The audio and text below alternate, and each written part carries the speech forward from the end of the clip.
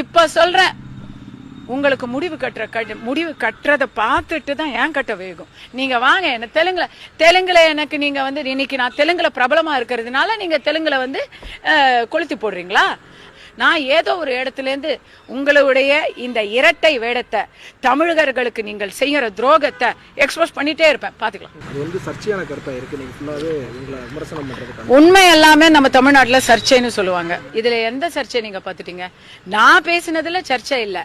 நான் பேசினதா இவங்க ஒரு பேனல் டெம்ப்ளேட் ஒன்னு கொடுத்திருக்காங்க பாருங்க. பொய். அந்த பொய் தான் சர்ச்சையான பொய். அப்படிதான் சொல்லுவாங்க. என்னை பத்தி பொய் சொல்றது என்ன திமுகவுக்கு புதுசா என்ன? என்னை பத்தி எத்தனை போய் சொல்லல இது வரைக்கும். ஊர்ல இல்லாத போய் என்ன இது வரைக்கும் என்ன ஆம்பளைன்னு சொல்லல, அதையும் கூட சொல்லிடுவாங்க. அதை தவிர மத்த எல்லாம் சொல்லிட்டாங்க. என்னை எல்லாரோடையும் எதிர்கட்சி தலைவர்கள் எல்லாரோடையும் சேர்த்து பேசிட்டாங்க. குடிகாரின்னு சொல்லிட்டாங்க, ஓசி குடின்னு சொல்லிட்டாங்க.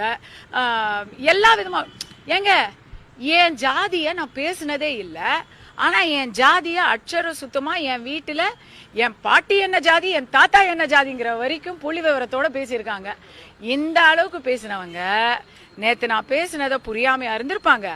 ஆனா அப்ப நான் இப்ப இப்படி வேணா எடுத்துக்கலாம். திமுக காரங்களுக்கு சமூக நீதி தான் தெரியாது, உண்மையத்தான் வந்து பொய்யா திரிப்பாங்க அப்படின்னு நான் இத்தனை நாள் நினைச்சிட்டு இருந்தேன். ஒருவேளை அவங்களுக்கு தமிழே புரியலையோ என்னவோ.